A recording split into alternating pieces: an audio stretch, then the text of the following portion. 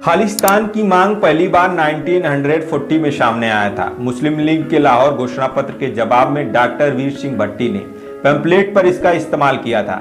1966 में भाषाई आधार पर पंजाब के पुनर्गठन से पहले अकाली नेताओं ने पहली बार 60 के दशक के बीच में सिखों के लिए स्वतंत्रता का मुद्दा उठाया था।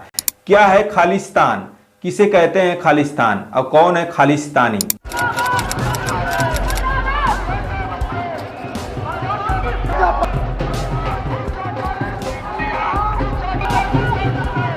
खालिस्तान भारत के पंजाब राज्य के सिख अलगाववादियों द्वारा इंट्रोड्यूस राष्ट्र को दिया गया नाम है।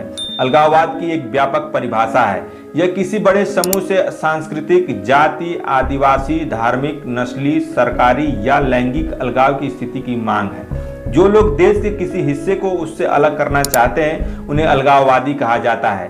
पंजाब की समस्या की शुरुआत 1970 के दशक से अकाली राजनीति में खींचातान और अकालियों की पंजाब संबंधित मांगों के रूप में हुई थी।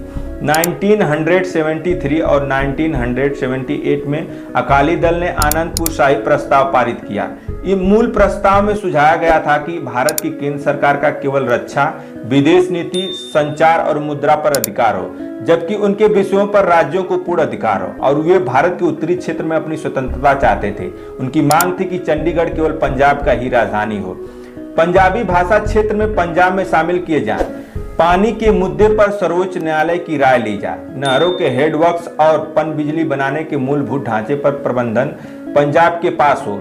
फौज में भर्ती काबिलियत के आधार पर हो और इसमें सिखों की भर्ती पर लगी कथित सीमा हटाई जाए। अखिल भारतीय गुरुद्वारा कानून बनाया जाए। अकालियों का समर्थन और प्रभाव बढ़ने लगा। इस बीच अमृतसर में 13 अप्रैल 1978 को अकाली कार्यकर्ताओं और निरंकारियों के बीच हिंसक झड़प हुई। इसमें 13 अकाली कार्यकर्ता मारे गए। रोष दिवस में सिख धर्म प्रचार की संस्था के प्रमुख जरनैल सिंह भिंडरावाले ने बढ़ चढ़कर हिस्सा लिया।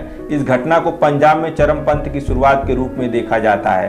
भारत की तत्कालीन प्रधानमंत्री इंदिरा गांधी पर सिख समुदाय में अकाली दल के जनाधार को घटाने के लिए जरनैल सिंह भिंडरावाले को इनडायरेक्टली इनकरेज करने का आरोप लगाया जाता है।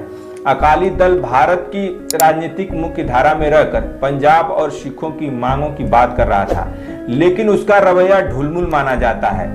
जरनैल सिंह भिंडरावाले ने इन पर कड़ा रुख अपनाया और केंद्र सरकार को दोषी ठहराना शुरू किया। वे कंट्रोवर्शियल राजनीतिक मुद्दों और धर्म और उसका मर्यादा पर नियमित तौर पर भाषण देने लगे। उन्हें एक तबके का समर्थन भी मिलने लगा। पंजाब में हिंसक घटनाएं बढ़ने लगी। सितंबर 1981 में हिंदी समाचार पंजाब केसरी अखबार समूह के संपादक लाला जगत नारायण की हत्या कर दी गई। जालंधर, तरन तारण, अमृतसर, फरीदकोट और गुरदासपुर में हुई हिंसक घटनाओं में कई जाने गए। भिंडरवाले पर हिंसक गतिविधियों को बढ़ावा देने का आरोप लगे। पुलिस पर्याप्त सबूत नहीं होने की बात कहकर खिलाफ कार्रवाई करने से बचती रही। भिंडरावाले को जन समर्थन मिलता देख अकाली दल के नेता भी उनके समर्थन में बयान देने लगे। भीड़ और पुलिस के बीच गोलाबारी हुई और 11 व्यक्तियों की मौत हो गई। पंजाब में हिंसा का दौर शुरू हो गया। कुछ ही दिन बाद सिख छात्र संघ के सदस्यों ने एयर इंडिया के विमान का अपहरण कर लिया। 1982 में भिंडरावाले चौक महता गुरुद्वारा छोड़कर पहले स्वर्ण मंदिर परिसर में गुरु नानक निवास और उसके कुछ महीने बाद सिखों की सर्वोच्च धार्मिक संस्था अकाल तख्त से अपने विचार व्यक्त करने लगे। अकाली दल ने सतलुज यमुना लिंक नहर बनाने के खिलाफ जुलाई 1982 में अपना नहर रोको मोर्चा छेड़ रखा था, जिसके तहत अकाली कार्यकर्ताओं ने लगातार गिरफ्तारियां दे रहे थे। इसी बीच स्वर्ण मंदिर परिसर से भिंडरावाले ने अपने साथी अखिल भारतीय सिंह छात्र के प्रमुख अमरीक सिंह की रिहाई के लिए नया अभियान शुरू किया। अकालियों ने अपने मोर्चे का भिंडरावाले के मोर्चे में विलय कर दिया। धर्म युद्ध मोर्चे के तहत गिरफ्तारियां देने लगे। हिंसक घटनाएं और बढ़ी। पटियाला के पुलिस उप महानिरीक्षक के दफ्तर में बम विस्फोट हुआ। पंजाब के उस समय के मुख्यमंत्री दरबारा सिंह पर भी हमला हुआ और अप्रैल 1983 में पंजाब पुलिस के उप महानिरीक्षक एएस अटवाल की दिन दहाड़े हरिमंदर साहब परिसर में गोली मार दी गई। पुलिस का मनोबल गिरता चला गया। कुछ महीने बाद पंजाब रोडवेज की एक बस में घुसे बंदूकधारियों ने जालंधर के पास कई हिंदुओं को मार डाला।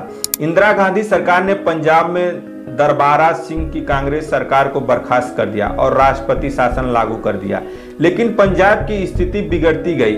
संत जनरल सिंह कोर्ट मार्शल किए गए। मेजर जनरल सुबेग सिंह और सिख स्टूडेंट फेडरेशन ने स्वर्ण मंदिर परिसर के चारों तरफ खासी मोर्चाबंदी कर ली थी। उन्होंने भारी मात्रा में आधुनिक हथियार और गोला बारूद भी जमा कर लिया था। 1985 में होने वाले आम चुनाव से ठीक पहले इंदिरा गांधी इस समस्या को सुलझाना चाहती थी, अतः उन्होंने सिखों की धार्मिक भावनाएं आहत करने की जोखिम को उठाकर भी इस समस्या का अंत करने का निश्चय किया और सेना को ऑपरेशन ब्लू स्टार करने का आदेश दिया। खालिस्तान के क्षेत्रीय दावे में मौजूदा भारतीय राज्य पंजाब, पाकिस्तान राज्य पंजाब और राजस्थान के भी कुछ क्षेत्र शामिल है। 1984 में खालिस्तान आंदोलन अपने चरम पर था। ब्रिटिश साम्राज्य के पतन के बाद एक अलग सिख राष्ट्र की मांग शुरू हुई। 1940 में खालिस्तान का जिक्र पहली बार खालिस्तान नामक एक पुस्तिका में किया गया। 1947 के बाद प्रवासी सिखों के वित्तीय और राजनीतिक समर्थन तथा पाकिस्तान की ISI के समर्थन से खालिस्तान आंदोलन भारतीय राज्य पंजाब में फला फूला। 1980 के दशक तक यह आंदोलन अपने चरम पर पहुंच गया।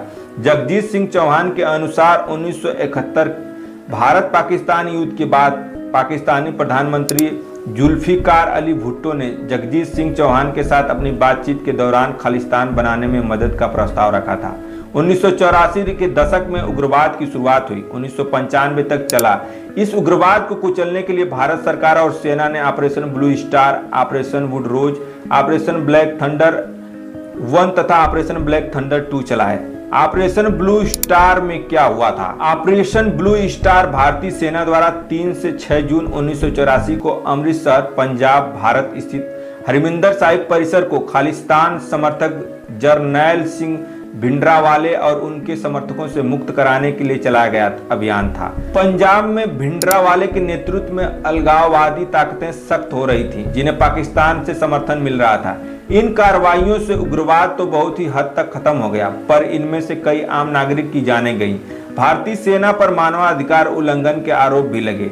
भारी पुलिस एवं सैन्य कार्रवाई तथा एक बड़ी सिख आबादी का इस आंदोलन से मुंह भंग होने के कारण 1990 तक यह आंदोलन कमजोर पड़ने लगा, जिसके कारण यह आंदोलन अपने उद्देश्य तक पहुंचने में विफल रहा। ऑपरेशन ब्लू स्टार के दौरान मारे गए सैनिक लोगों की वजह कई भारतीय सिख आज भी खालिस्तान का विरोध करते हैं। 2018 की शुरुआत में कुछ उग्रवादियों को पंजाब पुलिस ने गिरफ्तार कर लिया था। पंजाब के पूर्व मुख्यमंत्री अमरिंदर सिंह श्रोमणी गुरुद्वारा प्रबंधक कमेटी और अकाल तख्त ने दावा किया था कि हालिया चरमपंथ को पाकिस्तान देश की ISI और प्रो खालिस्तानी अलगवादियों से समर्थन प्राप्त है। ये वीडियो आपको कैसा लगा कमेंट बॉक्स में लिखिएगा और अपने दोस्तों और अपने परिवार में इस वीडियो को शेयर कीजिएगा। धन्यवाद। जय हिंद।